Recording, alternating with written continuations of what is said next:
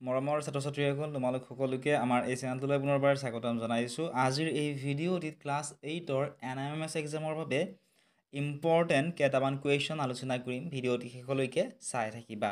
এনেকুৱা ধৰণৰ কুৱেশ্যন প্ৰায়ে আহি থাকে, যেনে স্মেল যদি ফ্লাৱাৰ হয় টেষ্ট কি হ'ব, অৰ্থাৎ গোন্ধ ক'ৰ পৰা ওলায়, ফুলৰ পৰা।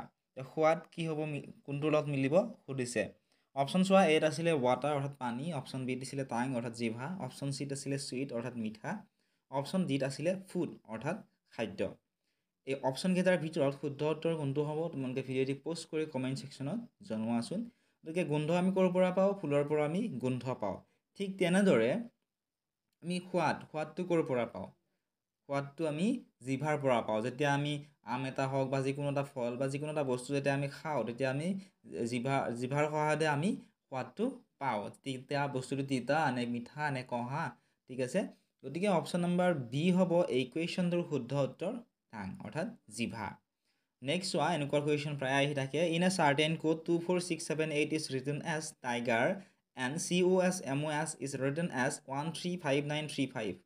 Then how is 8357 written in that code? সাংকেতিক ভাষাত 24678ক টাইগাৰ আৰু 135935ক COSMOS বুলি লিখিলে সেই ভাষামতে 8357ক কেনেকৈ লিখা হ'ব? অপশ্যন চোৱা, এত আছিলে BOID, অপশ্যন বিত আছিলে ৰ'জ ROSE, অপশ্যন চিত আছিলে কাইণ্ড, অপশ্যন ডিত আছিলে মাইণ্ড। এই অপশ্যন কেইটাৰ ভিতৰত কাৰেক্ট এনচাৰ কোনটো হ'ব তোমালোকে ফাৰ্ষ্ট নিজে চেষ্টা কৰা উত্তৰটো উলিয়াবলৈ, আৰু যদিহে তোমালোকে উত্তৰটো উলিয়াব পাৰিছা কমেণ্ট ছেকশ্যনত জনোৱা। আৰু যদি উত্তৰটো উলিয়াব পৰা নাই তেতিয়াহ'লে ভিডিঅ'টি শেষলৈকে চাই থাকা। কুৱেশ্যনটোত কৈছে যে সাংকেতিক ভাষাত 24678ক কি বুলি লিখা হয়? টাইগাৰ বুলি লিখা হয়। TIGER টাইগাৰ বুলি লিখা হয়। ঠিক তেনেধৰণে সাংকেতিক ভাষাত 135935ক কি বুলি লিখা হয়? COSMOS বুলি লিখা হয়। এতিয়া আমাক সুধিছে যে সেই সাংকেতিক ভাষা মতেই 8357ক কেনেকৈ লিখা হ'ব?